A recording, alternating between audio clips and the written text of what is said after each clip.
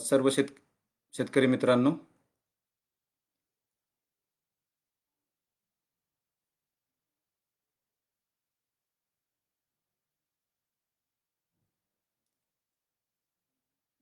नमस्कार सर्व शेतकरी मित्रांनो.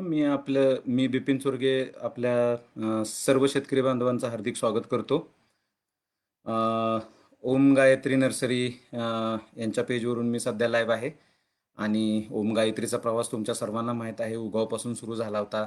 आता तिन्ही ठिकाणी त्यांचा 3 त्यांच्या ब्रांचेस सुरू आहेत आणि जवळजवळ 45 ते 50,000 शेतकऱ्यांना ते सर्व्हिस देतात.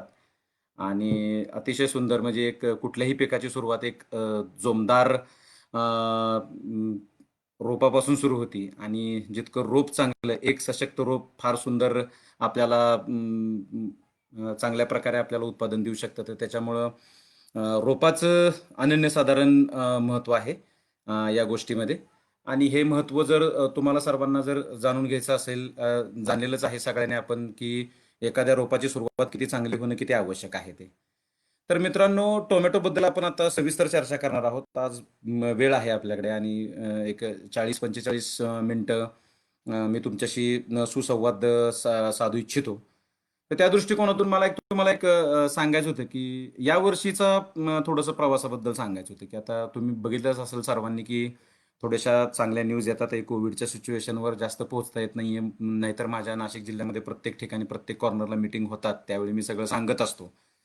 तर एक दोन मला तुम्हाला गोष्टी सांगायच्या होत्या की या वर्षीचा सीझन कसा राहील. तर सीझन राहण्यामध्ये सगळ्यात महत्वाचं आहे की एक गोष्ट तुम्हाला जाणवून देतो की पहिले 50 दिवस हे आपले व्हायरल इन्फेक्शनचे राहतील आणि नंतरचे 50 दिवस आपले हे कारप्याचे ह्याचे राहतील. का सांगतो तुम्हाला? त्याच्या पाठीमागे एक गणित असं आहे की जून आणि जुलैमध्ये पाऊस फार कमी पडलेला आहे. तर याचा ॲव्हरेज भरून काढणार तो ऑगस्ट आणि सप्टेंबरमध्ये. तर लेट पार्ट जो आहे टोमॅटोचा तो आपल्याला फार त्रासदायक ठरेल आणि त्या दृष्टिकोनातून जर आपण जर व्यवस्थित जर प्रयत्न केला की प्लॅनिंग केलं तर आपली टोमॅटोची जी पूर्णपणे आपल्याला जे शेड्यूल वापरायचे तर तशी तयारी करायची आपल्याला की आपल्याला पहिला 45 दिवस फोकस करायचे व्हायरल इन्फेक्शनवर ॲज वेल ॲज 50 दिवसानंतर आपल्याला फोकस करायचे सगळा डिसीज मॅनेजमेंटवरती.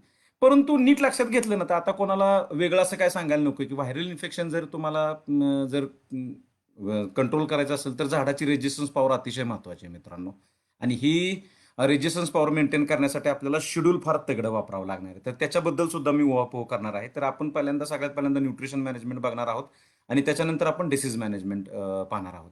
पण तत्पूर्वी मला असं म्हणायचं की बऱ्याचशाच एक 5-6 व्यापाऱ्यांशी बोललो मी. सध्याचं वातावरण असं दिसतंय, मला बऱ्याचशा शेतकऱ्यांनी फोन केले होते, सर लावू का नको, काय करू, सध्या फार चिंतित आहे की यंदा एकरेजेस लावू का नको. तर टोटल एकरेजेस महाराष्ट्राचं जे खरीपचं आहे ते साधारण मित्रांनो 1 लाख एकर आहे आणि 1 लाख एकर पैकी सध्या जर नीट बघितलं तुम्ही तर 60,000 ते 70,000च्या दरम्यान हे सगळं सुरू आहे. म्हणजे 60 ते 70,000 एकर लागेल. तर माझ्या दृष्टिकोनातून व्यापारी आले, व्यवस्थित जर आपलं टोमॅटो विकला जाणारच आहे, जर आपली नॉर्मल जर जशी आपण लास्ट इयर पर्यंत विक्री करत होतो तशी जर त्याप्रमाणे जर मार्केट सुरू झालं आपलं तरी आपल्याला दराची काही चिंता करायची काही गरज नाहीये. यावर्षी दर राहतील कारण की एकरेजेसच कमी लागलेले आहेत आणि नुकसान भयानक आहे. पहिल्या पण 50 दिवसापर्यंतचं नुकसान भयानक आहे आणि 50 दिवसानंतर जो पाऊस उघडणार नाहीये त्याचंही नुकसान फार भयानक होणार आहे. तर त्याची चिंता करू नका, पिकाकडे लक्ष द्यायचा पूर्णपणे प्रयत्न करा. पीक कसं आपलं येईल चांगल्या पद्धतीनं या दृष्टिकोनातून ते तुम्ही प्रयत्न करा. तर आता हे चांगलं आणण्यासाठी आपल्याला काय करायचंय, तर सगळ्यात महत्वाचं आपल्याला रानाचं प्रिपरेशन म्हणजे आपल्या शेताचं प्रिपरेशन कसं करायचंय ते हे नीट लक्षात घ्या. पहिल्यांदा तुम्ही तुम्ही बाकी काहीही करा, एक गोष्ट मात्र त्रिकालवादी सत्य आहे की दोन मला तुम्हाला सांगायचे ह्याच्यामध्ये प्रकार की तुम्ही सरीमध्ये अंतर किती ठेवताय, हा पार्ट आपला आहे. म्हणजे 3 फुटाच्या 4 फुटाच्या वर किती ठेवताय तो भाग तुमचा आहे. पण 2 झाडांच्या मध्ये मात्र 2 फुटाच्या आत अंतर नको. म्हणजे 40 ते 50 दिवस येणाऱ्या जाणाऱ्या आपल्या आजूबाजूच्या शेतकऱ्यांनी किंवा आजूबाजूच्या आपल्या मित्रांनी आपल्याला असं म्हटलं पाहिजे की याचं रोप लय पातळ लावलेलं आहे. आणि रोप लावत असताना ना झिगझॅग वगैरे असलं काय लावू नका.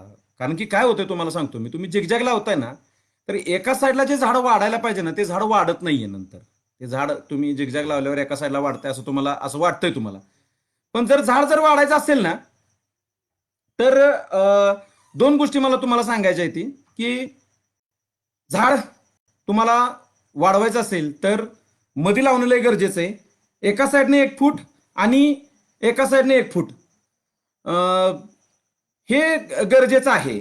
तर दोन गोष्टी याच्यामध्ये महत्वाच्या आहेत की मला तुम्हाला सांगायचंय की दोन गोष्टीमध्ये तुम्हाला सांगायचे की 2 फूट अंतर दोन झाडांमध्ये ठेवल्यानंतर तुमचा एक फार चांगली गोष्ट होईल की जो सरळ वारा जाणार आहे तो आडवा सुद्धा वारा जायला तुम्हाला फार नंतर मदत होईल 60 ते 70 दिवसानंतर.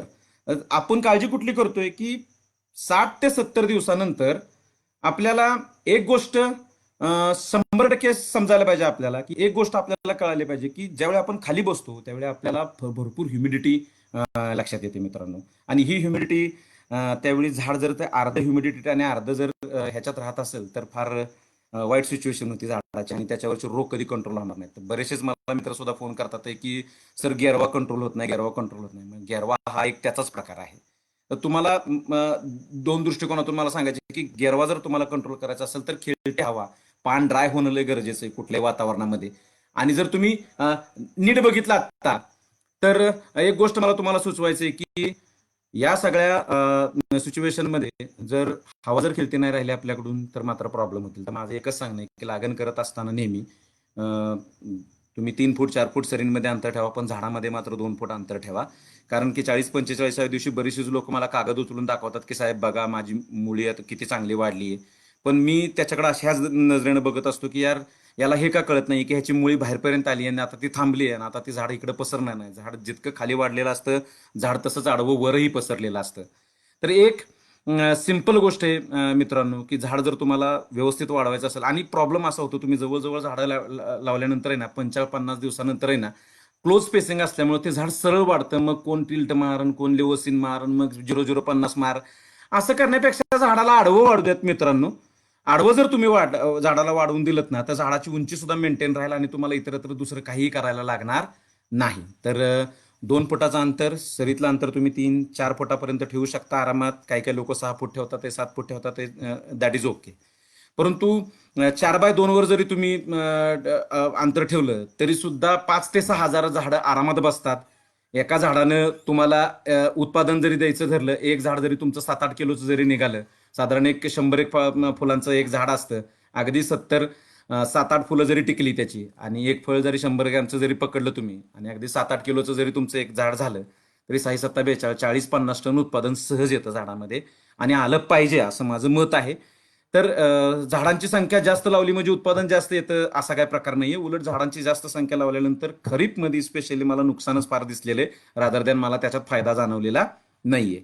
तर या स्पेसिंगवर नीट विचार करा मित्रांनो. सऱ्या करताना उंच मोठ्या करा सऱ्या, जेणेकरून पावसाचं पडलेलं पाणी सुद्धा ह्याच्यावर पडलं तरी ते खाली पटकीने वाहून जावं. रानाला एका साईडला जो ढाळ असेल, नसल ढाळ जर कंप्लीट चौकोनी रान असेल तर सगळ्या बाजूने 1-1 फूट चर मारून ठेवा, जेणेकरून आपल्या रानातलं पाणी त्या चरामध्ये सगळं निघून जाईल किंवा त्या साईडला त्याचा ढाळ असेल आणि त्या साईडला ते निघून जाईल. अशा पद्धतीत तुम्ही ते मॅनेज करा. पाणी त्याच्यातून निघालं पाहिजे. काही काही वेळेस असं होतं की आपल्या जमिनी खालनी उपळतात, इतका पाऊस होतो नाशिक जिल्ह्यात आणि त्यावेळी आपले बेड ऐन फ्रुटिंग बॉडीजमध्ये ऐन ज्यावेळी आपलं हार्वेस्टिंग सुरू असतं त्यावेळी त्यांना व्यवस्थित आपल्याला मॅनेज करता येत नाही, साईजचे प्रॉब्लेम येतात. मग लोक म्हणतात सर साईजच झाली नाही, ती व्हरायटीचा दोष आहे. असं नाहीये. जर आपल्याला वापसाची कंडिशन आपण जर रानामध्ये देऊ शकलो नाही, आपण जर इरिगेशन मॅनेजमेंट व्यवस्थित करू शकलो नाही तर आपला काहीही फायदा होणार नाही. तर एक सिंपल गोष्ट आहे मित्रांनो की सरी करत असताना उंच करा, 2 फुटाचं अंतर ठेवा. म्हणजे रोपाच्या या साईडला आणि या साईडला दोन्ही साईडला 1-1 फूट अंतर राहिलं तर झाड डेरेदार वाढेल, उंच वाढेल आणि जितकं झाड डेरेदार आणि उंच होईल, जितक्या ब्रांचेस झाडाच्या वाढतील तेवढं उत्पादनामध्ये फार चांगला फरक पडेल. व्हरायटीच्या दृष्टिकोनातून जर म्हणाल तर 2174च्या लास्ट इयरच्या ट्रायल्स मला फार पॉझिटिव्ह सापडलेल्या आहेत. अगदी पावसाळ्यात सुद्धा फार सुंदर पद्धतीनं 2174नं परफॉर्मन्स केलेला आहे. मला ती व्हरायटी थोडीशी आवडली आहे. म्हणजे मी रादर दॅन असं म्हणतो की ज्या शेतकऱ्याच्यात खरंच टोमॅटोचं स्किल हे करायचं त्यानं ती व्हरायटी करावी, कारण की उत्पादनाला ती व्हरायटी अजिबात कमी पडणार नाही. आणि साधारण एक 18 म्हणजे भरपूर चांगलं म्हणजे 56 टन, 48 टन, 42 टन अशी व्हरायटी गेल्या वर्षी जिथं जिथं मी ट्रायल लावले तिथं तिथं झालं होतं. LDT चांगला आहे, लॉंग ड्युरेशन ट्रान्सपोर्टला चांगले, श्रिंकेज चांगले, फर्मनेस चांगला आहे त्या व्हरायटीचा, तर तेही एक मी पाहिलेलं आहे. तर बाकी 2048 आहे, 2048 आहे, बाकी तुमच्या सगळ्या लाडक्या व्हरायट्या आहेत तुमच्याजवळ, तुम्हाला सगळ्यांना अनुभव आहे, शेतकऱ्यांना माहिती आहे. पण 2174, 2048 ह्या व्हरायट्यांना मी लाईव्ह बघितलेलं आहे, जवळनं पाहतो, मला ते एकदम आवडतात व्हरायट्या. व्हरायट्यांच्या दृष्टिकोनातून ही गोष्ट आहे. आता एक फार महत्वाचा मुद्दा आहे न्यूट्रिशन मॅनेजमेंटचा व्हायरसच्या दृष्टिकोनातून. आता तुमच्या सर्वांना सांगायला नको, कोविडमध्ये सगळ्यांना कळालं की शरीरातली रेजिस्टन्स पॉवरच फार महत्वाची आहे कुठल्याही व्हायरसच्या अगेन्स्ट. तर सेम टोमॅटोचं पण तसंच आहे, शरीरातली रेजिस्टन्स पॉवरच फार महत्वाची आहे त्या दृष्टिकोनातून. आणि सगळ्यात महत्वाचं मला जे तुमच्या सर्वांना सांगायचंय की शरीरातली जी व्हायरस जी कंट्रोल करायची जी आपली ताकद आहे ती न्यूट्रिशन मॅनेजमेंटवर फार चांगल्या प्रकारे डिपेंड असते. तर न्यूट्रिशन मॅनेजमेंट कसं करायचं, एक मुद्दा मित्रांनो लक्षात ठेवा, फार अतिशय महत्वाचा मुद्दा आहे. बेसल ऍप्लिकेशन टोमॅटोमध्ये फार गरजेचं आहे. दोन मुद्दे मला फार आवडतात टोमॅटोमध्ये, एक बेसल ऍप्लिकेशन आणि दुसरं भर घालणे टोमॅटोला. हे दोन मुद्दे अतिशय महत्वाचे टोमॅटोमध्ये. पण कागद असल्यामुळे बऱ्याच लोकांना भर घालता येत नाही. तर माझी त्या लोकांना सुद्धा रिक्वेस्ट आहे, ज्यांच्या काळ्या खोल जमिनीत, त्यांना कागद लावायचे काय कारण आहे? त्यांच्या जमिनीमध्ये वापसाच येत नाही पुन्हा, आणि कशासाठी कागद लावायचा? हलक्या जमिनीवाल्यांना ठीक आहे बाबा, पटकीने त्यांचा वापसा राहत नाही म्हणून कागद लावलाय, पण कागद 60-70 दिवसानंतर काढला तरी काय फरक पडतो टोमॅटोमध्ये? ऐन उत्पादनाच्या वेळी, ज्यावेळी आपल्याला भर घालायची टोमॅटोला, आपल्याला टोमॅटोला आडवं वाढवायचे, न्यूट्रिएंट्स अपटेक करायचे, त्यावेळी पांढऱ्या मुळींच्या संख्या वाढल्या पाहिजेत. 45-50 दिवसापर्यंत आपली झाडं सुसाट असतात. 45-50 दिवसानंतर आपली झाडं रिव्हर्स गेअर टाकायला लागतात. जसं त्याचं प्रजनन व्हायला सुरुवात होती, जशी फुलं काढायला झाड सुरुवात करतं आणि शक्ती वायाला जायला सुरुवात होती त्याची, तसं अनन्यसाधारण बदल घडवून येतात झाडांमध्ये. आणि फार विक्षिप्तपणा होतो की झाड आपल्याला रिस्पॉन्ड करत नाही, मग त्याला टॉनिक मारा, हे मारा, काही करू नका. 16 अन्नद्रव्यांच्या वर झाड व्यवस्थित मॅनेज होऊन जातं. कार्बन, हायड्रोजन, ऑक्सिजन, क्लोरीड झाडाला हवेतनं मिळतं, झाडाला त्या टानात लागतं, ते युटिलायझेशन करून घेतं. NPK किलोत लागतं, कॅल्शियम, मॅग्नेशियम, सल्फर ग्रॅम मध्ये लागतं, zinc, ferrous, copper, molybdenum, boron, manganese झाडाला मिलीग्रॅम मध्ये लागतं. आपल्याला डोसेस मॅनेज करायचे, त्याचे व्यवस्थित डोसेस मॅनेज करायचे, आणि आम्ही तुमचा फार मोठा प्रॉब्लेम सॉल्व्ह केलेला आहे. सो मी बेसल ऍप्लिकेशनकडे होतो की झाडाची एक फ्रेम जर तुम्हाला चांगली तयार करायची असेल, जेणेकरून आपल्याला नंतरच्या सुद्धा कुठल्याही हार्वेस्टिंगमध्ये आपल्याला साईज कमी पडायची नसेल, तर आपल्याला एक दोन गोष्टी अतिशय महत्वाच्या आहेत मित्रांनो, की काय करायचे तुम्हाला, की तुम्हाला बेसल ऍप्लिकेशन हे फार चांगल्या पद्धतीने करायचे. आता बेसल ऍप्लिकेशन मध्ये अतिशय महत्वाचं काय, की पहिल्या 40 दिवसांमध्ये ज्या ज्या न्यूट्रिएंटची झाडाला गरज आहे, ते न्यूट्रिएंट आपण बेसल ऍप्लिकेशन मध्ये ठेवणं गरजेचं आहे. तर कुठली कुठली गरज आहे, तर शाकीय वाढ नत्र करतो, ती शाकीय वाढ मजबूत पण झाली पाहिजे, मग फॉस्फरस तिथं लागतो, आणि हे टिकवणं सुद्धा पाहिजे आपल्याला. तर पोटॅशही तिथं आपल्याला बेसल ऍप्लिकेशन मध्ये गरजेचं आहे. आणि त्याच्याबरोबर सगळ्यात महत्वाचं मॅग्नेशियम. ढगाळ वातावरणात आपण खरीपची शेती करतो, केंद्रक आहे मॅग्नेशियम हरितद्रव्याचा. सनलाईट जर जास्तीत जास्त उडून घ्यायचं असेल तर मॅग्नेशियमचा फार महत्वाचा रोल आहे झाडामध्ये. आणि त्याच्यानंतर सल्फर, जे जमीन आपली कधी कधी गार पडते, त्याला उष्ण ठेवण्यासाठी किंवा जमिनीचा पीएच कमी करण्यासाठी, किंवा आपल्या टोमॅटोच्या पिकामध्ये वजन वाढीसाठी अतिशय महत्वाचा रोल सल्फरचा आहे. तर हे सल्फर एक 4-5 गोष्टी आपल्याला पहिल्यांदा बेसल ऍप्लिकेशनमध्ये टाकणं फार गरजेचं आहे. सो बेसल ऍप्लिकेशन करत असताना मित्रांनो दोन गोष्टी मला तुम्हाला सांगायच्या आहेत, की सगळ्यात महत्वाचं मला तुम्हाला दोनच गोष्टी सांगायच्या आहेत, की बेसल ऍप्लिकेशनमध्ये सध्या स्मार्टेक 10-20-20 एक नवीन उत्पादन बाजारात आणलेलं आहे महाधन कंपनीनं. तर स्मार्टेक 10-20-20 काय खत आहे? 10-26-26 ला आपण एक अशी टेक्नॉलॉजी दिली आहे, त्याच्यामुळे पांढऱ्या मुळांची वाढ भरपूर होती. दुसरी गोष्ट, फॉस्फरस अनलॉक राहतो आणि पोटॅश आयोनायझेशन होतं, छोट्या छोट्या छोट्या कणांमध्ये रूपांतर करून देते. ती जी टेक्नॉलॉजी ती त्याला मदत करते करायला, आणि अवेलेबिलिटीमध्ये ती टेक्नॉलॉजी फार मदत करते. म्हणजे खताची कार्यक्षमता आपण वाढवलेली आहे, खतांची कार्यक्षमता आपण त्याची वाढवलेली आहे. समजा 10-26-26 जर टोमॅटोच्या याला 100 किलो लागत असेल, तर स्मार्टेक 10-26-26 आम्ही 70 किलो टाकायला सांगतो. 70 किलोमध्ये फार चांगलं उत्पादन होऊन जातं. साधं 10-26-26 जर तुम्ही बारदानावर ओतलं, आणि स्मार्टेक 10-26-26 जर तुम्ही बारदानावर ओतलं, तर साधे 10-26-26 मध्ये तुम्हाला घामेलाभर पावडर बाहेर निघते. स्मार्टेक 10-26-26 मध्ये कणाकणात विश्वास आहे NPKचा. आणि ही खतांची कार्यक्षमता. आणि तुम्हाला एक सगळ्यांना माहित असेल की कुठलंही खत ज्यावेळी आपण जमिनीमध्ये टाकतो, तर एक 2-3 प्रकारच्या त्याच्या स्थिरीकरण आहेत, कायिक स्थिरीकरण, जैव रासायनिक स्थिरीकरण. तर ह्या स्थिरीकरणामध्ये नंतर ते अवेलेबल होत राहतं, परंतु बरीचशीच खतं वायाला जातात त्याच्यामध्ये, हवेतून, पाण्यातून, जमिनीतल्या जैव रासायनिक अभिक्रियेतून पण वायाला जातात. तर आपल्याकडे दाखलेत 18% 68% NPK वायाला जातात, तर नत्र 50% वायाला जातं, पोटॅश पण 50% वायाला जातं टाकलेलं, फॉस्फरस तर 70-80% व्हायला जातो, अगदी 20 ते 30% तो अवेलेबल होतो. तर हा जो प्रॉब्लेम आहे, हा प्रॉब्लेम आपण सॉल्व्ह केलेला आहे स्मार्टेक टेक्नॉलॉजी युक्त 10-26-26 देऊन.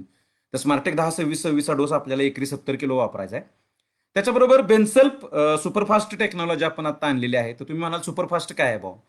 तर बेनसल्फमध्ये आपण अनन्यसाधारण कंपनीने आता चेंज केलेले आहेत, बदल घडवलेले आहेत बेनसल्फमध्ये. सुपरफास्ट टेक्नॉलॉजी युक्त बेनसल्फ बाजारात आणलेला आहे महादन कंपनीनं.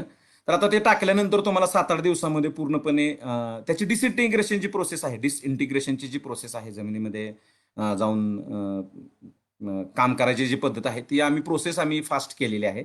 आणि त्याच्यामुळे तुम्हाला 7-8 दिवस टाकल्यानंतर 7-8 दिवसामध्ये ते छोट्या छोट्या कणांमध्ये रूपांतर झालेलं दिसेल. काय ऍक्च्युली करतं बेन्सल? तर पाणी आणि हवेच्या संपर्कात आल्यानंतर ते जी तुम्ही डाळीसारखं जे बेन्सल टाकणार आहात ते फुगतं आणि त्याच्या छोट्या छोट्या कणांमध्ये रूपांतर होतं. नंतर जमिनीतल्या ऍसिडोबॅसिलस आणि थायोबॅसिलस तशा 13 बॅक्टेरिया सल्फरवर काम करतात बरं का, जमिनीमध्ये सल्फरला पचवण्याचं. पण 2 बॅसिलस फार अतिशय सुंदर काम करतात, ऍसिडोबॅसिलस आणि थायोबॅसिलस. हे 90 ते 95% काम करतात सल्फरला जमिनीमध्ये अवेलेबल करण्याचं.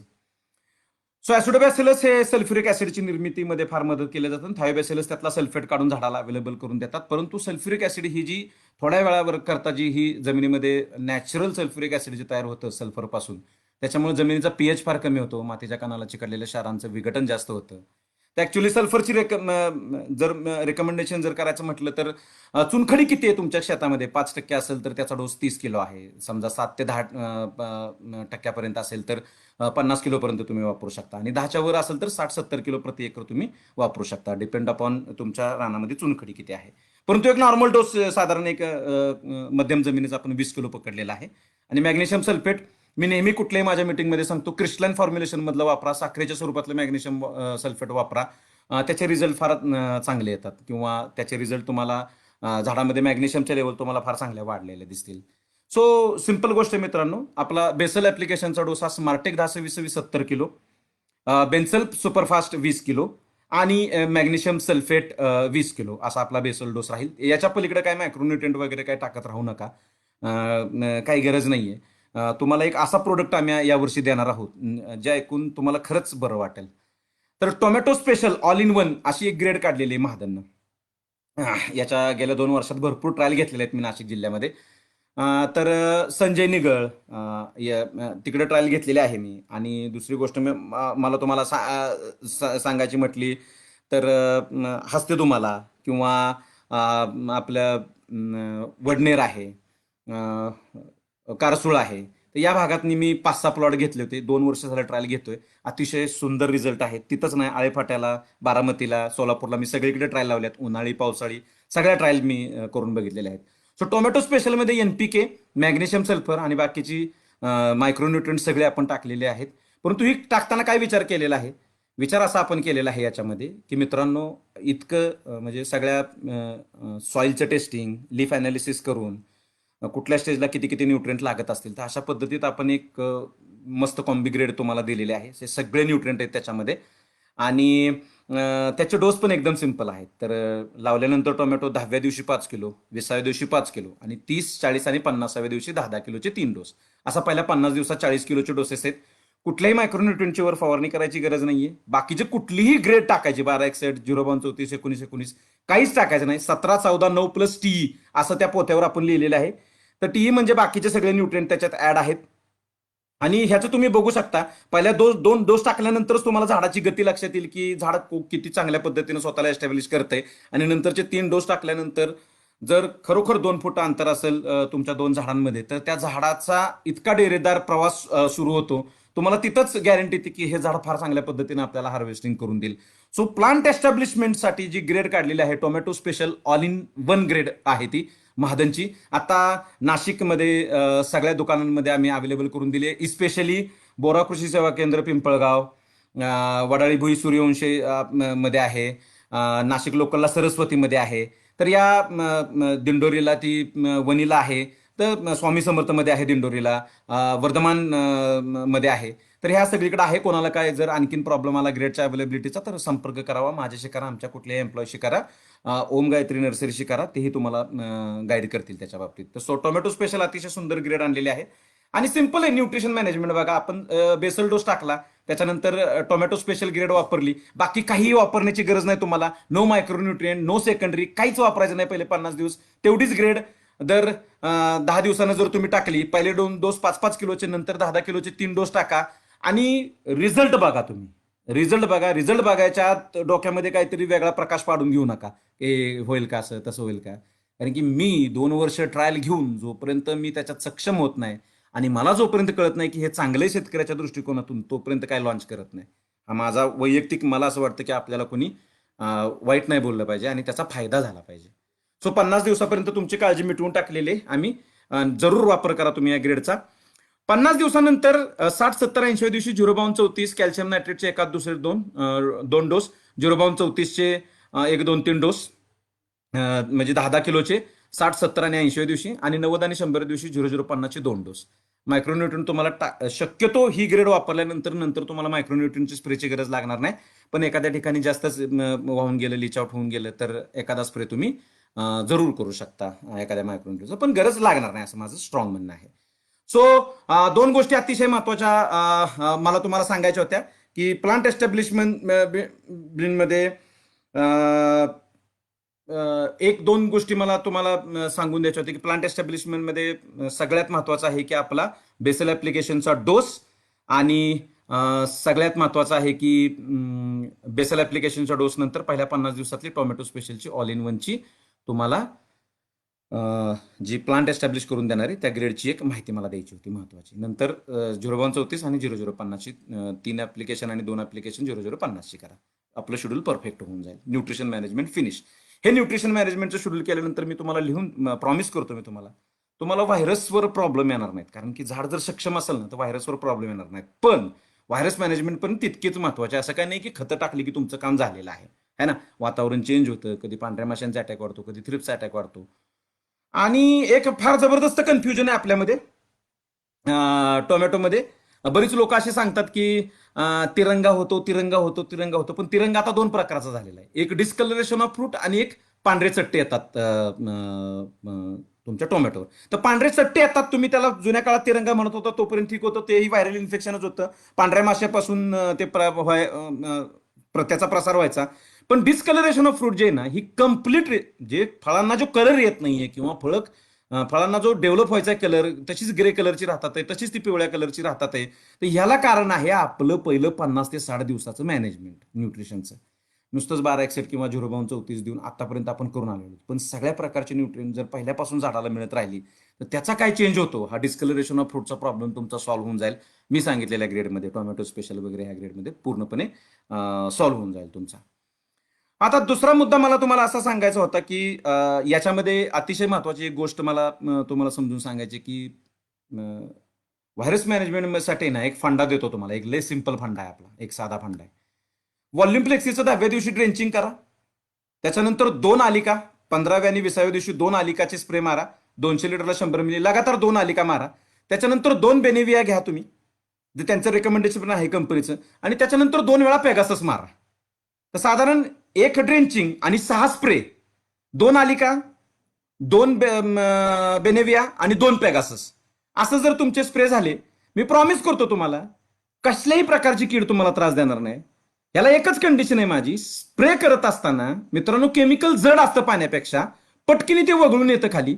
बरीच लोक टोमॅटोला फवारणी करत असताना दान दान दान दान दान चाललेलं असतं त्यांचं काम. तर हे फवारणी करत असताना तुम्ही त्याच्यात बरीचशीच आणि भेसळ करता सगळेजण. कोण कीटकनाशक टाकतो, कोण बुरशीनाशक, कोण टॉनिक. मग फोन ठेवता ठेवता का होईना मला काय काय शेतकरी विचारतात, मग साहेब थोडी इसाबियान पण टाकू का, मग 0-34 पण टाकू का, एखादा स्टिकर पण टाकू का. 7-8 केमिकल होऊन जातात त्यांची, हे लक्षात येत नाही. तर कमीत कमी केमिकल आपल्याला, एक कीटकनाशक, एक बुरशीनाशक टाका. तुम्हाला न्यूट्रिएंट मारायचे तर वेगळ्या पद्धतीने मारा. मला एक स्टडी झालाय माझा, मला तुम्हाला सांगायचे की बरीच लोक तुम्ही खतं मिक्स करून टाकता याच्यामध्ये, आणि ही सगळी खतं ऍसिडिक आहेत. म्हणजे तुम्ही जर नीट विचार केला तर ह्यांचा पीएच 4-5 कडे येतो आणि तो तुम्ही पिकावर मारता. 4-5 पीएच मध्ये समजा जर तुम्ही अगोदरच ऍसिडिक पीएच केला आणि कीटकनाशक बुरशीनाशक त्यात मिक्स करायचा प्रयत्न केला, तर ती कीटकनाशक बुरशीनाशक तितक्या चांगल्या पद्धतीने एकजीव होत नाहीत. सो 100% असं माझं मत आहे की न्यूट्रिएंट बाबा तुम्ही सेपरेट मारलेले कधीही चांगले, तात्विक दृष्टिकोनातून, जे तुमच्या फायद्याचं आहे. बाकी तुम्ही मिक्सिंगमधनं आतापर्यंत शेती करत आलेला आहात, काय हरकत नाही. करायचे असेल तर बिंदास्त करा. पण माझं सांगणं तुम्हाला असं आहे, की शक्यतो वॉटर सोल्युबल फर्टिलायझर्स पीजार तुम्ही मिक्स केले तरी चालतील, पण वॉटर सोल्युबल फर्टिलायझर्स हे वेगळे मारा. हे माझं सांगणं तुम्हाला. सो मी व्हायरसकडे होतो. तर पहिल्या 6 स्प्रे म्हणजे 35 दिवस आणि पहिले एक 10 दिवस असे 55-50 दिवस जर तुम्ही ही 5-6 कीटकनाशकं जर मारली, तर स्ट्रॉंगली मी तुम्हाला सांगतो की व्हायरस तुम्हाला अजिबात त्रास देणार नाही. आणि खालनं जर न्यूट्रियनचं शेड्यूल मी सांगितलेलं असेल, तर तुमचं झाड चांगलंच एस्टॅब्लिश होऊन जाईल. त्रिकालवादी सत्य, काय घाबरू नका तुम्ही अजिबात. 50 दिवसानंतर जे तुम्हाला मी महत्वाचं सांगतो बरं का, आपला वेळ पण फार होतोय. मला आणखीन 2-3 गोष्टी पुढच्या चांगल्या कव्हर करायच्या आहेत. 50 दिवसानंतर तुम्हाला लेड ब्लाइट आणि मर फार त्रास देईल. तर लेड ब्लाइटसाठी एकदम तुम्हाला एक चांगली गोष्ट सांगतो. कवच प्रोफाइट, रिव्हर्स M45, रिडोमिल गोल्ड आणि स्कोर हे 3 कॉम्बिनेशन परफेक्ट आहेत. परफेक्ट कॉम्बिनेशन आहेत. प्रिव्हेंटिव्ह मारत राहा. सो कवच प्रोफाइट एक अतिशय सुंदर कॉम्बिनेशन आहे. रिडोमिल गोल्ड आणि स्कोर एक अतिशय सुंदर कॉम्बिनेशन आहे. आणि रिव्हर्स आणि M45 असं एक सुंदर कॉम्बिनेशन आहे. ही जर तुम्ही 6 औषधं जर तुमच्या हातात धरली 50 दिवसानंतर आणि कंटिन्यू जर व्यवस्थित जर फवारली, गळून जर नाही दिला तुमचा स्प्रे खाली, नुसतं पानावर चिपकवायचं, जर हा प्रकार केला तर अतिशय सुंदर कंट्रोल होईल आणि 2 फुटावर तुमचं अंतर असल्यामुळे सगळ्या बाजूने त्याचा स्प्रेही चांगला होऊन जाईल. सो हे स्प्रे लक्षात ठेवा. आणि मरीसाठी बरीच लोक कॉन्टॅक्ट औषधं वापरतात आहे. कॉन्टॅक्ट औषधं म्हणजे M5 कवच कॉपर सोडतात आहे खाली जमिनीमध्ये. मला फार विशेष वाटतं. डॅम्पिंग ऑफचे रिझल्ट रिडोमिल एलिएट जुन्या काळापासून फार चांगले येतात लोकांना. तरी सुद्धा 50 दिवसानंतरच्या मरीला सुद्धा ती लोक कॉन्टॅक्ट औषधं वापरतात आहे. तर काय गरज नाहीये. Aliette, salt of phosphonic acid, Folio Gold, Ridomil Gold ही 4 औषधं 40, 50, 60, 70, 80व्या दिवशी, म्हणजे मी जे दिवस सांगितले ते थोडेसे 1-2-3 दिवस मागे पुढे झाले तरी चालतील बरं का, न्यूट्रिएंटचे सुद्धा आणि स्प्रेचे सुद्धा. तर या दिवशी जर तुम्ही कंटिन्यू प्रिव्हेंटिव्हली जर हे एकरी 1 लिटर जर सोडायचा सुरुवात केला, एलिएट एकरी 1 किलो किंवा प्रोफाइट एकरी 1 लिटर किंवा 1 किलो, रिडोमिल गोल्ड एकरी 1 किलो किंवा फोलिओ गोल्ड एकरी 1 लिटर, हे जर 40, 50, 60, 70व्या दिवशी 80व्या दिवशी एक ह्यातलं जर बुरशीनाशक जर जमिनीमध्ये टाकलं ड्रिपद्वारे, तर मर येणार नाही तुमच्याकडे. कारण की नुसतं एकदा सोडून तुम्हाला जमणार नाही किंवा कॉन्टॅक्ट सोडून तुम्हाला जमणार नाही. आणि सरी जर उंच असेल, मुळीच्या खाली जर पाणी निघून जात असेल आपलं आरामात, आणि जर तुम्ही बुरशीनाशकांच्या ड्रेंचिंग करत असाल व्यवस्थित, तर काळजी करू नका तुम्ही. अजिबात तुम्हाला ह्या गोष्टींचा त्रास होणार नाही. सो सिंपल गोष्ट आहे. मर कशी कंट्रोल करायची तेही मी तुमच्याशी बोललेलो आहे. आणि व्हायरस कसा कंट्रोल करायचा तेही तुमच्याशी बोललेलो आहे. आणि न्यूट्रिशनचं शेड्यूल तुमच्याशी कसं पाहिजे हे मी तुम्हाला व्यवस्थित पद्धतीनं सगळं समजून सांगितलेलं आहे.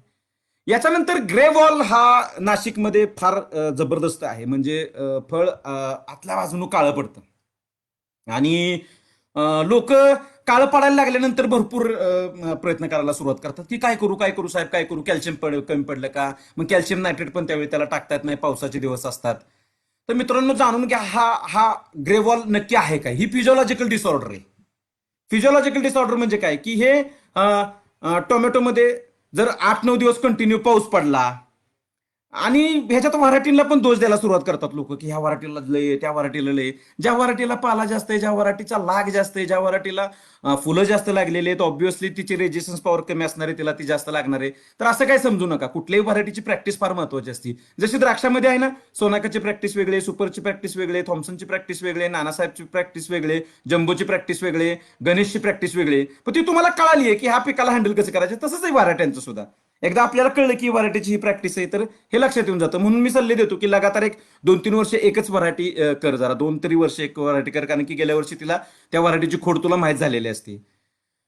तर मुद्दा माझा असा आहे तुम्हाला सांगायचा आहे सगळ्यात महत्वाचा, की ही जो ग्रेवॉल आहे तो ग्रेवॉल कंट्रोल करण्यासाठी सगळ्यात महत्वाचं मित्रांनो, 8-10 दिवस जर लगातार पाऊस पडला तर मी जे सांगितलं ना की पाणी आपलं खाली गेलं पाहिजे, पाणी आपलं बाहेर ड्रेन काढता आलं पाहिजे, नायट्रोजन हाय होतं आणि कॅल्शियम लो होतं, पोटॅश पण कमी होऊन जातं. तर अशा सिच्युएशनमध्ये ग्रेव्हॉल त्या प्लॉटमध्ये जास्त येतो. तर याला जर तुम्हाला कंट्रोल करायचं असेल तर मी तुम्हाला न्यूट्रिशनचं जे शेड्यूल दिलेलं आहे त्याच्यात मी सगळी काळजी घेतलेली आहे पहिल्यापासून शेवटपर्यंत. तर हे तुम्हाला त्रासदायक होणार नाही. फक्त ह्याच्यात एकच काळजी घ्या मित्रांनो, ग्रेव्हॉलसाठी आता प्रिव्हेंटिव्ह पासून एकच काळजी घ्या की बेड जर तुमचा मोठा असेल आणि पाणी जर मुळीजवळ तुमचं थांबत नसेल, ते जर पाटातून बाहेर पडत असेल, तर तुम्हाला कसल्याही प्रकारची अडचण येणार नाही. दिस इज अबाउट ग्रेव्हॉल. लागण करत असताना मित्रांनो 21 दिवसाच्या वरचं रोप कुणी लावू नका. ओम गायत्री नर्सरीवाले फार काळजीपूर्वक तुम्हाला सगळे सांगतच असतील. 21, 22, 23, 24, 25 डोक्यावरनं पाणी. 25 दिवसानंतरचं तो रोप अजिबात लावू नका. सगळ्यात चांगलं रोप 21 दिवसाचं असेल लावायला. रोप लावत असताना रूट बेंड नाही झाला पाहिजे त्याचा, कारण की सगळ्यात पहिला व्हायरस हा बेंड झालेल्या झाडावर येतो. कधी लक्षात ठेवा तुम्ही. सो बेंड झालेल्या झाडावर जर तुम्हाला थांबायचं असेल, म्हणजे बेंड झालेल्या झाडावर सगळ्यात पहिल्यांदा व्हायरस येतो, आणि ते जर तुम्हाला थांबवायचं असेल, आपल्या प्लॉटमधलं इन्फेक्शन जर तुम्हाला थांबवायचं असेल, तर बेंड झालेलं झाड आपल्या प्लॉटमध्ये ठेवायचं नाही, जरी चुकून झालं असलं तरी. त्यामुळं रोप लावत असताना बरोबर खोल जर तुम्ही करत असाल आणि त्या रूट जर त्याचे बेंड होणार नसतील, तर फार चांगला प्रवास सुरू होऊन जातो. एखाद्या आपल्या झाडाचा प्रवास चांगला सुरू होऊन जातो. सो ह्या 2 गोष्टी अतिशय महत्वाच्या आहेत. दिवसभर जर उष्णता असेल तर लागवड तुम्ही संध्याकाळी करा. साधारण एक 4-5 नंतर हीट निघत असताना रात्रीची शांत प्रकाशामध्ये झाडं स्वतःला सेट करण्यासाठी पहिल्या 14-15 तास त्यांचं हार्डनिंग होण्यासाठी फार महत्वाचे आहेत. हे चांगल्या प्रकारे होऊन जातील ते. आणि मला जो एक महत्वाच्या विषयावर जे तुमच्या बोलायचं आहे सगळ्यात शेवटी, की उत्पादन वाढवायचं कसं नंतर सगळ्यात शेवटला. आपण काय होतो, आपलं पहिले 65 दिवस लय जोरदार असतो आपण सगळेजण, आणि फार चांगल्या पद्धतीने आपल्याला टोमॅटोचा प्रवास चाललेला असतो, सगळं व्यवस्थित चाललेलं असतं, परंतु 65-70 दिवसानंतर अचानक आपण डाऊनफॉलला येतो. तर एक मला जे जाणवलंय ते मी तुम्हाला सांगतो. 60-70व्या दिवशी समजा तुम्हाला जर तुमच्या रानामध्ये जर तुम्ही 4 फुटाचं अंतर ठेवलेलं आहे 2 सऱ्यांमध्ये, आणि जर तुम्हाला जर भर देता आली तिथं कागद काढून, हा एक नवीन प्रयोग आहे, मी केलेला आहे ऑलरेडी, मला सक्सेस फार चांगला भेटलेला आहे याच्यात. किंवा कागद मॅनेज करून सुद्धा जर तुम्हाला भर देता आली, त्या मुळीला जर तुम्हाला भर देऊन जर आणखीन त्याला न्यूट्रिएंट जर उपलब्ध करून, किंवा त्याच्या इथं खेळती हवा करता आली, थोडंसं आणखीन त्याची वाढ झाली त्या पांढऱ्या मुळांची जर आली ना, मी तुम्हाला प्रॉमिस करतो तुमचं 6-7 टन उत्पादन एकरी सहज वाढून जाईल. भर फार गरजेची. पहिल्यापासून आपल्या डोक्यात चालत आलेले असं की 35व्या 40व्या दिवशी भर द्यायची. 60-70व्या दिवशी जर भर दिली तर काय फरक पडतो. नवीन कन्सेप्ट आहे माझा. यावर्षी मी 50 प्लॉट करणार आहे 60-70व्या दिवशी भर देण्याचे. आणि हे जर सक्सेस जर गेल्या वर्षी 2 प्लॉटला केलं होतं, मला फार चांगला सक्सेस मिळाला. उन्हाळ्यात मी आता केलं होतं एका प्लॉटला, तिथेही मला फार चांगला सक्सेस मिळाला. म्हणजे सक्सेस मी कसा काढतोय, 4 गाल्ल्यांना करायचं आणि 4 गाल्ल्यांना करायचं नाही, आणि ॲव्हरेज एक 5-6 तोडे झाल्यानंतर त्यांचं उत्पादन बघायचं, बाबा कशात उत्पादन जास्त निघते. सो टनेजमध्ये जर नीट कॅल्क्युलेट केलं तर 4-4 गल्ल्यांच्या जर त्या हिशोबाने जर मी काढला, तर मला आता असं दिसतंय की 6 ते 7 टन उत्पादन तुमचं अजिबात वाढून झालं. काय फरक पडतो जर आपण स्वतःचं अंग थोडंसं हे करून एक भर जर दिली त्याला तर. कारण काय होतं, बरेचसेच तोडं करत असताना ना आपल्याकडून ती जमीन पायानं पण फार जबरदस्त तोडवली जाते, आणि तिथं आपलं एक 4-5 टनाचं फार मोठं नुकसान होतं. हे नुकसान सुद्धा होता कामा नये. साधारण एक 60-70 दिवसानंतर तुम्ही खाली बसला, फळं तोडत असताना तुम्हाला संपूर्ण घाम येतो, तर एक झाडाची काय अवस्था होत असेल त्याची, गेरवा येतो तिथं, मग तुम्ही काहीही मारलं त्याला, किती चांगली कीटकनाशकं बुरशीनाशकं मारतो तरी सुद्धा कंट्रोल होत नाही, आपण न्यूट्रिएंट मारतो तरी सुद्धा कंट्रोल होत नाही. सो या गोष्टीला अतिशय महत्वाचं मला तुम्हाला एक गोष्ट द्यायची की अंतर तर मी तुमच्याशी बोललेलो आहे, परंतु खालून जर तुम्ही एक वीज जर पानं जर देठ म्हणजे झाडापासून देठ तोडायचा नाही, देठाला जर कट केली जर खालची थोडीफार पानं तुम्ही 60-70व्या दिवशी, तरी सुद्धा थोडीशी हवा खेळती व्हायला तिथं फार चांगली मदत होईल. आणि तसंही त्या पानांचा उपयोग नंतर झालेला असतो, संपलेला असतो. अननेसेसरीली ती झाडाला बर्डन करण्यापेक्षा वरच्या शेंड्याकडच्या अर्ध्याच्या वरच्या झाडांना जर आपण चांगल्या प्रकारे जर नरिश करायचा प्रयत्न केला, तर ती झाडांना चांगल्या पद्धतीनं फुगवणीचं काम करू शकतात. पण तिथं अतिशय महत्वाची भर. तर हा जर कन्सेप्ट जर तुम्हाला डोक्यात आला असेल की भर फार गरजेची आहे, तर ती भर जर तुम्ही दिलीत तर मला फार आनंद होईल त्या गोष्टीचा, की आपल्याला एक 6-7 टन उत्पादन वाढण्यामध्ये फार चांगली मदत होईल, आणि खर्च काहीच नाहीये तुम्हाला. थोडंसं कष्ट आहे. अगदी साध्या नांगरीनं अगदी तुम्ही हे अगदी मी एका ठिकाणी बघितलेलं आहे अकोल्याला, की एका शेतकऱ्यानं स्वतः पुढं ओढत असताना एक जमीन हलकी असल्यामुळे ती भर थोडीशी एक नाजूकशी एक भर देऊन देतात, आणि एक 4-5 टन उत्पादन वाढवतात. लखमापूरच्या एका शेतकऱ्याचा मला सटाण्यातला फार चांगला अनुभव आहे. तोही शेतकरी असा 60-70व्या दिवशी भर देतो. 56-57 टन उत्पादन एकरी काढणारा शेतकरी आहे. अगदी टेक्निकली काय त्यांना हे माहित नाही की रिडोमिल गोल्ड कशावर काम करतं, काय करतं, परंतु त्यांना क्रॉप कसं आणायचं हे फार चांगलं माहिती आहे. तर मला तिथं मी ही प्रॅक्टिसेस बघितल्यात, आणि नंतर मी हे प्रॅक्टिसेस करायचा पूर्णपणे प्रयत्न करतोय की हे चांगलं लोकांना सांगणं फार गरजेचं आहे. सो 2-3 गोष्टी मला तुम्हाला पुन्हा एकदा रिपीट करायचे आहेत, जी लोकं पाठीमागनं जॉइन झाली आहेत किंवा पहिले 10 मिनिटात थोडंसं एक डिस्टर्बन्स असतो, की लाईव्ह झालंय की नाही बघायला किंवा काय किंवा जोपर्यंत थंब येत नाही तोपर्यंत कळत नाही की आपला आवाज येतोय दुसऱ्याला. सो पहिल्यांदा मी हे तुम्हाला सांगितलं होतं, की या वर्षीच्या वातावरणामध्ये ऑगस्ट आणि सप्टेंबरमध्ये भरपूर पाऊस पडणार आहे मित्रांनो. आणि हा ॲव्हरेज पाऊस भरून काढणारच आहे तो. एरिया वाईज तो आपल्याला हे त्रास देणारच आहे. तर अशा काळात आपल्याला टोमॅटोची शेती करायची तर नंतरचा प्रवास आहे म्हणजे 50 दिवसानंतरचा प्रवास हा रोगांचा असेल आणि पहिल्या 50 दिवसामध्ये थोडा किडींचा असेल. तर किडींसाठी मी तुम्हाला बोललेलो आहे कुठलं कुठलं करायचं, रोगांसाठी मी तुम्हाला काय करायचं तेही तुम्हाला मी व्यवस्थित समजून सांगितलेलं आहे. यंदा एकरेजेस 60-70% आहे त्याच्यामुळे दर राहील, काळजी करू नका. पण याचाच अर्थ असा नाही की आता धडाधड आणखीन लागवडी करायच्या आणि पुन्हा स्वतःचं नुकसान करून घ्यायचं, तर असं काही करत बसू नका. गेल्या वर्षीपेक्षा 70% लागवड केली, 60% लागवड केली, त्याच्यात तुम्हाला पैसे होतील. कारण की अजूनही कोविडची सिच्युएशन तशी निवडलेली नाहीये, केसेस वाढतच चाललेले आहेत. परंतु गुड न्यूज येतात आहे. नोव्हेंबर डिसेंबरला वॅक्सिन येतंय, पण आपल्या इथलं नॉर्मल व्हायला जानेवारी फेब्रुवारी जाईल. त्याच्यामुळे द्राक्षाचा सीझन आपल्याला व्यवस्थित सापडेल, पण टोमॅटो आपल्याला अशा सिच्युएशनमध्ये काढायचे. तर त्याच्यामुळे एकरेजेसचा विचार करा. जास्त एकरेजेस लावले तर आणखीन तुम्हाला तुमचाच तो त्रास होऊन जाईल. 2 गोष्टी ह्या सांगायच्या होत्या मला तुम्हाला महत्त्वाच्या. दराची काळजी करू नका. सप्लायच कमी असल्यामुळे दर राहतील आणि नुकसान भरपूर होण्याचे चान्सेस आहेत. त्याच्यामुळं हे नुकसान होऊ नये म्हणूनच आपण हा प्रोग्राम मी थोडासा लांबवला आणि विस्तृतपणे तुमच्या सगळ्यांना सांगतोय. मी काही काही प्रश्न उत्तरं सुद्धा घेणार आहे. मला काही काही प्रश्न व्हॉट्सअपला करायला सांगितले होते मी माझ्या शेतकऱ्यांना. त्यांनी केलेले, तर 1-2 मिनिटात मी तेही तुमच्याकडून घेणार आहे वाचून, की काही काही प्रश्न जे जे तुम्हाला पडलेले, तुम्हाला कोणाला काही प्रश्न विचारायचे असतील तर तुम्ही तिथं कमेंट करू शकता. मी त्या कमेंट वाचून मी तुम्हाला त्या प्रश्नांची उत्तरं द्यायचा पुरेपूर प्रयत्न करेल. तर खतं देत असताना आणि ह्या सगळ्या गोष्टी करत असताना, खतं देत असताना मित्रांनो, ड्रिप सुरू केल्यानंतर वॉटर सोल्युबल देत असताना मात्र ड्रिप बंद करायच्या 15 ते 20 मिनिटं अगोदर खत द्या आणि मग ड्रिप बंद करा. पावसाळ्यामध्ये तुम्हाला खतं देत असताना एक त्रास असाच होतो की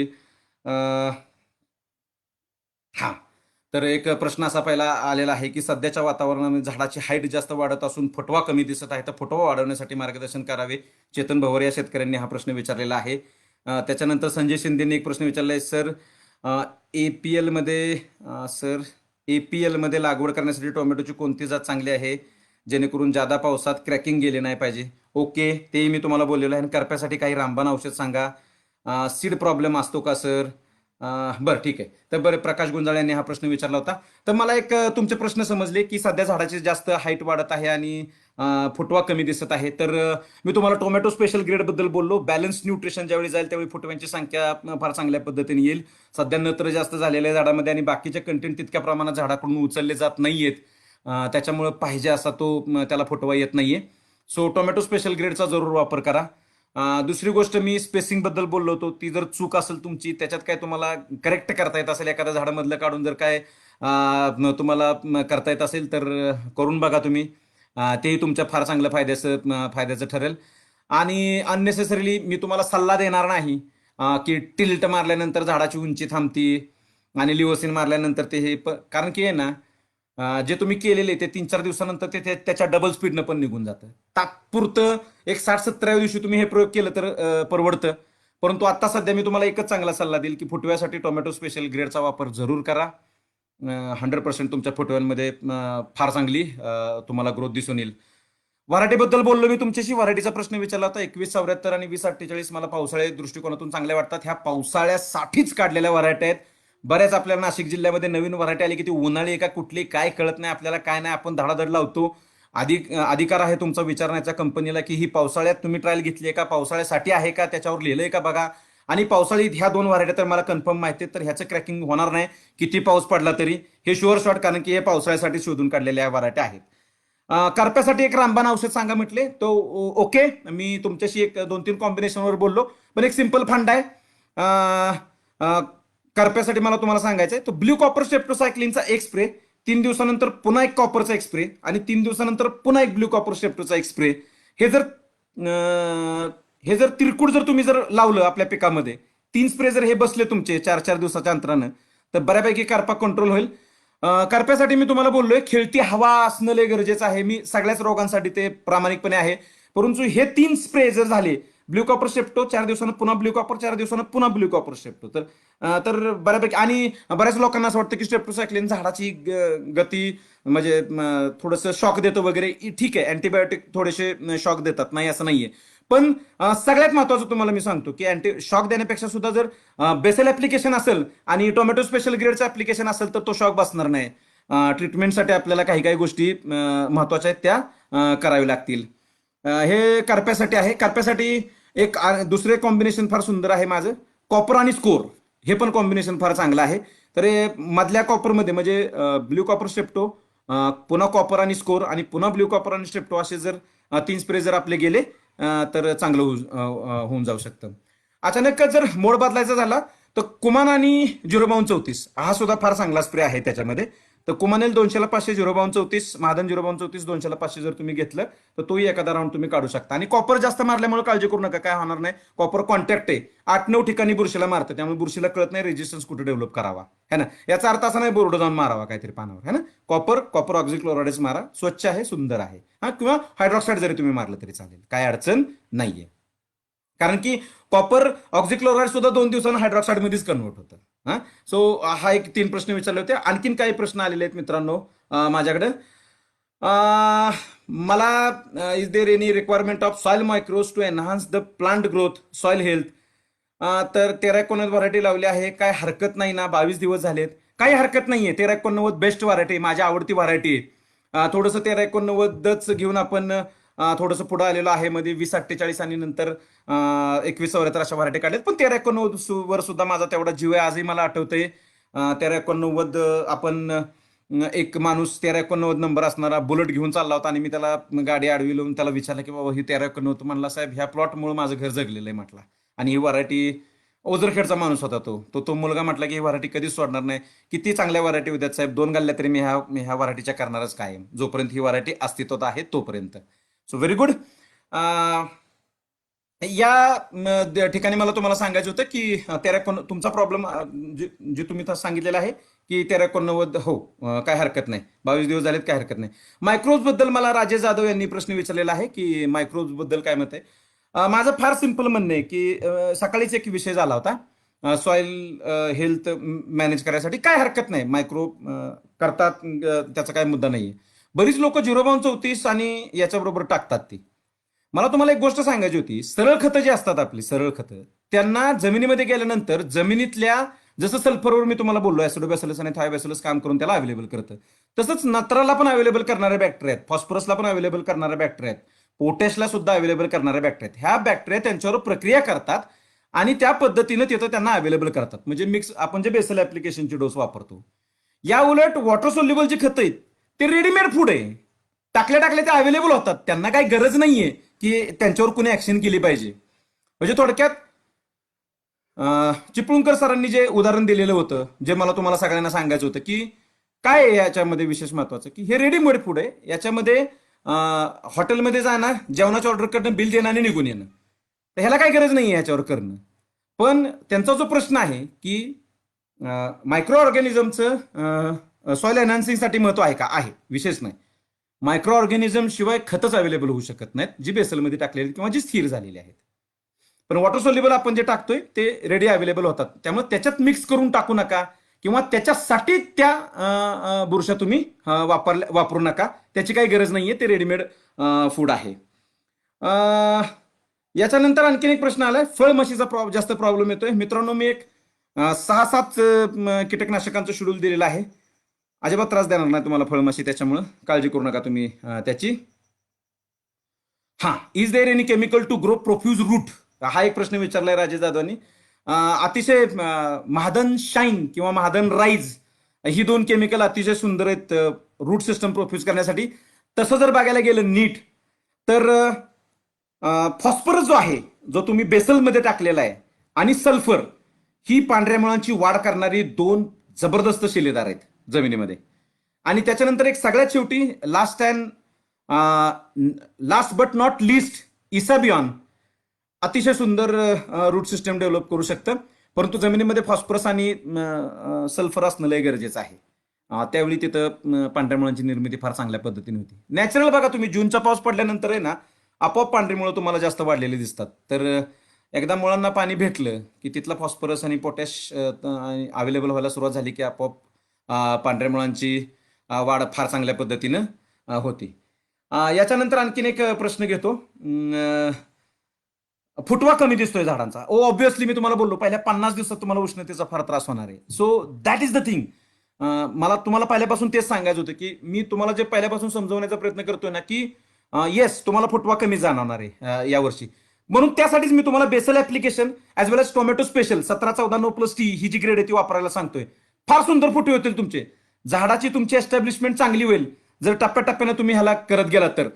आता फुटव्यासाठी उगाच 1261 वरनं पण ठोकतोय खालनं पण मारतोय असलं काहीतरी प्रयोग करत बसू नका. टोमॅटो स्पेशल ग्रेड वापरा. ऑल इन वन ग्रेड आहे. सुंदर फुटवा तुमचा निघून येईल. मला बऱ्याचशा शेतकऱ्यांचे कालही SMS आले होते. मी त्यांना हेच रेकमेंड करतो की येस तुम्ही दीपक घुमरेंचा हा प्रश्न होता की फुटवा कमी दिसतोय तो so go for tomato special. मी अगोदरच तुम्हाला याच्यामध्ये बोललेलो आहे. आणखीन मित्रांनो काय काय प्रश्न आलेले तेही आपण घेऊया.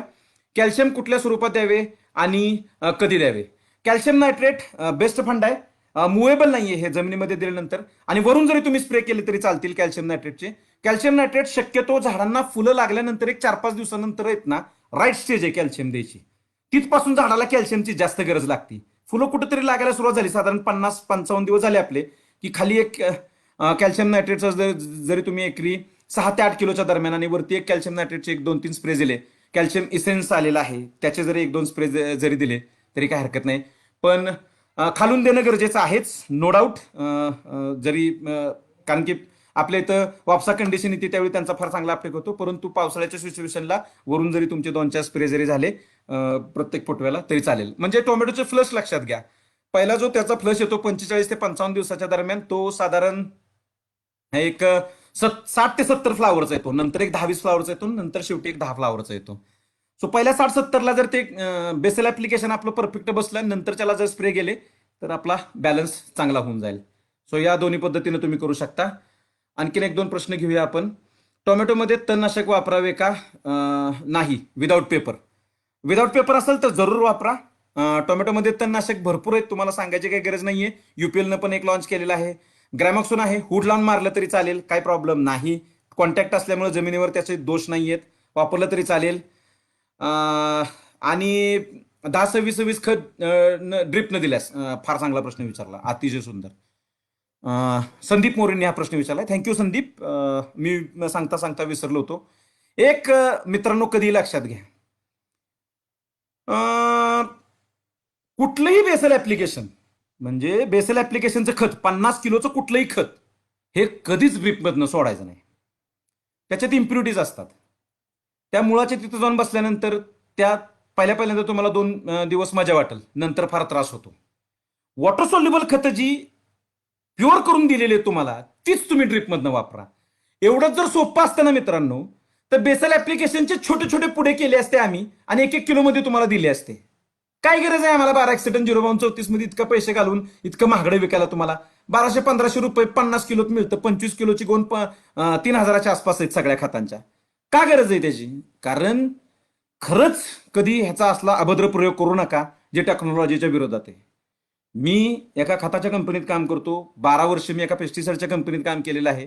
चुकीचा सल्ला तुम्हाला कधी देणार नाही मी. मला माहिती आहे त्याचा काय त्रास होऊ शकतो. ही जी खतं असतात ना बेसल ऍप्लिकेशनची द्यायची त्यांची एक प्रोसेस असती अवेलेबल व्हायची आणि त्यामध्ये ते झाडाला अपाय ठरत नाहीत. त्या प्रोसेसनं ते अवेलेबल झाले तर तुम्ही पहिल्यांदाच जर त्यांना पाण्यामध्ये मिक्स करून जर काय द्यायचा प्रयत्न करत असाल. बरेचसे द्राक्ष बागेदार पण करतात हे. तर ही गोष्ट तुम्ही मित्रांना पण सांगा. जितके जण लाईव्ह आहेत त्यांनी ऐका. शक्यतो ही गोष्ट कधी करू नका. तुम्हाला डीपली समजून घ्यायचं असेल तर पर्सनल लेवलला कधीही फोन करा. मी तुम्हाला पूर्ण रिॲक्शन समजून सांगेल की ती काय घडतं आणि त्यावेळी तुम्हाला ती लक्षात येऊन जाईल. सो आता सध्या 10-26-26 ड्रिपने सोडू नका. भलेही स्मार्टेक 10-26-26 तुम्हाला पटकिनी विरघळल्यासारखं दिसेल, फार सुंदर आणि लागल्यासारखं दिसेल, पण नाही. बेसल ऍप्लिकेशनचे प्रोडक्ट बेसल ऍप्लिकेशनला वापरा. Water soluble product water soluble मध्येच वापरा. हा माझा तुम्हाला सल्ला राहील. याच्यानंतर आणखीन एक प्रश्न विचारलेला आहे. 2048ला टिपक्यासाठी काय उपाययोजना करावी? मी तुम्हाला बोललो महेश भोसले साहेब. ब्ल्यू कॉपर आणि त्रिकुट मी बोललो तुम्हाला. ब्ल्यू कॉपर स्टेप्टो, कॉपर स्कोर, 0.34 कुमान आणि पुन्हा ब्ल्यू कॉपर आणि स्ट्रेप्टो असे जर 4 स्प्रे केले तर टिपका कंट्रोल होईल. पण सगळ्यात महत्त्वाचं मी पुन्हा एकदा येतो की लागवड पद्धत आणि आपल्या जमिनीमध्ये किंवा त्या क्षेत्रामध्ये आपलं पान ड्राय कसं लवकर होते हे गरजेचं आहे. स्प्रे करत असताना शक्यतो 4 नंतर करा संध्याकाळी. बुरशी कुठली बुरशी कधी येते तुमच्या सर्वांना आता सांगायला नको. 6-7 तास 8 तास जर एका पानावर पाणी पडून राहिलं तर तिथं बुरशीचा उगम होतो. तर रात्री जर तुम्ही मारलं रात्रभर पडणारं दव किंवा पावसामुळं आपल्या झाडामध्ये जर ती कॉन्टॅक्ट बुरशीनाशक आणखीन जर विरघळून जर पानाला मदत करत असतील तर 4 नंतरचा स्प्रे पावसाळ्यातल्या व्हरायटीसाठी एकदम चांगला आहे माझ्या दृष्टिकोनातून. टोमॅटो स्पेशल लागवडीनंतर किती दिवसांनी द्यावी? हा, मी पहिल्यांदाच रणजित पाटील साहेब मी पहिल्यांदाच बोललो होतो. 10व्या दिवशी 5 किलो, 20व्या दिवशी 5 किलो, 30, 40 आणि 50व्या दिवशी 10-10 किलो द्यायचेत. असे एकच डोस, दुसरं काही टाकायची गरज नाही. मायक्रोन्यूट्रनचा स्प्रेही करू नका. हीच ग्रेड 5-5 किलोचे पहिले 2 हात, 10-10 किलोचे 3 हात, 40 किलो परफेक्ट होऊन जाईल तुमच्या सगळ्यांचं. शिमलावर पण कधीतरी माहिती द्या सर. येस, डेफिनेटली ओम गायत्री नर्सरीला माझी रिक्वेस्ट राहील. शिमलावर येणाऱ्या 10 दिवसात 15 दिवसात कधी एकदा करा. शिमलावर सुद्धा लेक्चर घेऊ आपण, काय अडचण नाही. बऱ्यापैकी तुम्ही तुमच्या सगळ्या प्रश्नांची उत्तरं दिलेली आहेत. आणि शेवटी मला जाता जाता तुम्हाला एक प्रोडक्ट बद्दल माहिती सांगायची मित्रांनो. फ्लावरिंग स्पेशल नावाचं एक प्रोडक्ट काढलेलं आहे महादननं. 9-27-18चं कॉम्बिनेशन आहे. एकाच 3-2, 9, 27 आणि 18.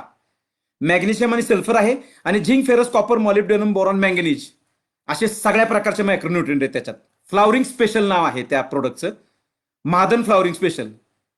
अतिशय सुंदर ग्रेड आहे मित्रांनो. टोमॅटोलाच नाही, कुठल्याही पिकाला वापरू शकता तुम्ही. 55व्या दिवशी आणि 75व्या दिवशी 1 लिटरला 5 ग्रॅम, 15 लिटरला 75 ग्रॅम, 200ला 1 किलो असा स्प्रे द्या. मी तुम्हाला प्रॉमिस करतो फ्लावर इनिशिएशन आणि ॲज वेल ॲज फ्लावर ड्रॉपिंग दोन्ही समस्या तुमच्या फार नॉमिनल होऊन जातील. हा रिझल्ट घेतलेला आहे मी गेल्या वर्षी. फ्लावरिंग स्पेशल अतिशय सुंदर ग्रेड आहे. 9-27-18, 9, 27 आणि 18 एकाच 3-2 परफेक्ट कॉम्बिनेशन मध्ये जुळवून आणलेली ही ग्रेड आहे. 1 किलो मध्ये अवेलेबल आहे, 10 किलो मध्ये पण आहे. 1 किलोचं सध्या अवेलेबल आम्ही नाशिकमध्ये करतोय.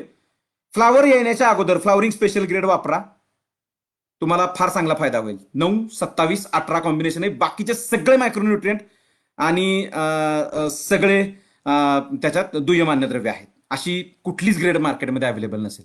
सो 2 वेळा जरूर वापर करा आणि स्वस्त आहे. 250 रुपयात तुमचं एकरचं काम होऊन जाईल आरामात. सो फ्लावरिंग इनिशिएशन 10 जरी फ्लावर टिकवली ना त्यानं, 1 किलो एका झाडापासून तुमचं उत्पादन जरी वाचवलं ना त्यानं, तर 6 टन उत्पादन तुमचं एक्स्ट्रा येईल एका ग्रेड 250 रुपयाच्या स्प्रे म्हणून. सो ते एक बघा. आणखीन 1-2-3 प्रश्न आले, ते शेवटचे 1-2-3 प्रश्न घेऊन आपण थांबूया. ऑगस्टमध्ये कोणती व्हरायटी लावावी? 2174, 2048 पावसाळी वाण आहेत, लावू शकता. ऑस्ट्रेलियन केशर दुसरा प्लॉट आहे, 5 दिवस झाले, हरकत नाही, लावलेले आहेत. त्याची खोड बघून त्याला जपायचा प्रयत्न करा. काय अडचण आली कधीही माझ्याशी कनेक्ट व्हा. बेड चिकट झाले आहे, चुनखडी जमीन आहे. बेन्सल सुपरफास्टचा एकरी 40 किलो वापर करा. आत्ता टाकायला जमलं तर ठीक, नाही तर भर घालताना जरूर वापर करा. फ्लावरिंग ड्रॉपसाठी काय वापरावे? फ्लावरिंग स्पेशल बद्दल बोललो मी आता तुमच्याशी. अतिशय सुंदर, देठ पिवळा पाडणार नाही याच्यामुळे. तर अशा जर तुम्ही गोष्टींचा जर सगळ्यांचा उहापोह केला तर बऱ्यापैकी तुमच्या सगळे प्रश्न मी उत्तर देऊन झालेले आहेत. थँक्यू. ओम गायत्री नर्सरींनी मला व्हॉट्सअपवर बरेचसे प्रश्न पाठवले, कधी कधी कमेंटमध्ये दिसत नाहीत, वरती पाठवून देतात. टोमॅटो शेड्यूल पाठवा, संजय शिंदेचं असं मत आहे. तर टोमॅटो शेड्यूलसाठी मला व्हॉट्सअपवर हाय करा किंवा ओम गायत्री नर्सरीशी संपर्क करा. तुम्हाला तिथं टोटल टोमॅटोचं शेड्यूल मी पहिल्यापासून देऊन जाईल. पण सिंपल शेड्यूल आहे. बेसल ऍप्लिकेशनमध्ये स्मार्टेक 10-26-26 70 किलो, बेन्सल सुपरफास्ट 20 kilo, magnesium sulphate 20 kilo, tomato special 10व्या आणि 20व्या दिवशी 5-5 किलो, 30, 40 आणि 50व्या दिवशी 10-10 किलोचे 3 डोस. म्हणजे पहिल्या 50 दिवसात 40 किलो वापरायचे तुम्हाला. नंतर 60, 70, 80व्या दिवशी 0.34चे 10-10 किलोचे 3, 90 आणि 100व्या दिवशी 10-10 किलोचे 0.050चे 2 ऍप्लिकेशन. नंतर तुम्हाला पहिलेच न्यूट्रिएंटची तुम्ही सगळी टोमॅटो स्पेशलमध्ये काळजी घेतल्यामुळे तुम्हाला नंतर फारशी गरज लागणार नाही. तरी सुद्धा एखाद्या झाडाचा शेंडा पिवळा वगैरे दिसला तर झिंक, फेरस, सिलिटेटची एखादी अर्धी फवारणी केली तरी चालेल. आणि कॅल्शियम नायट्रेटचे 2 ऍप्लिकेशन 55 आणि 75 दिवशी 10-10 किलोचे 2 ऍप्लिकेशन. एखाद्या दुसऱ्यामध्ये स्प्रे लागला तर तुम्ही बिंदास्त करू शकता. अधिक माहितीसाठी ओम गायत्री ॲग्रोमॉल 74 47 77 16 48 असा त्यांचा नंबर आहे. तर तिथं तुम्ही कनेक्ट होऊ शकता. माझा नंबर तुमच्या सर्वांच्याकडे आहे तरी सुद्धा सांगतो, 9765827333 असा माझा नंबर आहे. तुम्ही माझ्याशी कधी कनेक्ट होऊ शकता जर तुम्हाला काय अडचण वाटली तर. आणि एक शेवटचा प्रश्न, 1389 व्हरायटी लावली आहे. हो, मी मागाशीच बोललो 1389 व्हरायटी चांगली आहे, माझी आवडती व्हरायटी आहे. बिंदास्त लावा, काही प्रॉब्लेम नाहीये तुम्हाला. So thank you very much. याच्या उपर जाता जाता एक शेवटचा, वातावरण ऑगस्ट आणि सप्टेंबर फुल पाऊस असणार आहे आपल्याकडे. तर आपली फ्रुटिंग आणि फ्लावरिंगच्या अवस्थेमध्ये काळजी घ्या. पहिल्या 50 दिवसात जितका जास्त चांगल्या पद्धतीनं तुम्हाला झाडाचं प्लांट एस्टॅब्लिशमेंट मजबूत करता येईल तेवढे करा. आणि 2 सऱ्यांमध्ये अंतर 3 ते 4 फूट ठेवाच, पण 2 झाडांमध्ये अंतर 2 फुटाच्या आत ठेवू नका. बेंड झालेलं रोप रानामध्ये 15-20 दिवसानंतर प्लॉटमध्ये ठेवू नका. Thank you very much. कधीही काय टोमॅटोबद्दल काय अडचण आली, जितकं मला कळतं तेवढं तुम्हाला पूर्णपणे सांगायचा प्रयत्न करेल. माझ्या संपर्कात राहा. जितकी मला तुम्हाला न्यूट्रिशन मॅनेजमेंट ॲज वेल एज पेस्टिसाइड मॅनेजमेंट जितकी तुम्हाला मदत करता येईल तेवढी मी मदत करायचा पूर्णपणे प्रयत्न करेल. सो धन्यवाद करतो मी ओम गायत्री नर्सरीचं. आणि तुम्हा सर्व शेतकरी मित्रांचं भरभरून प्रतिसाद मला दिलेला आहे तुम्ही सगळ्यांनी, आणि त्याबद्दल तुमच्या सगळ्या शेतकऱ्यांचंही माझ्याकडून आभार. So thank you very much. भेटूया पुन्हा.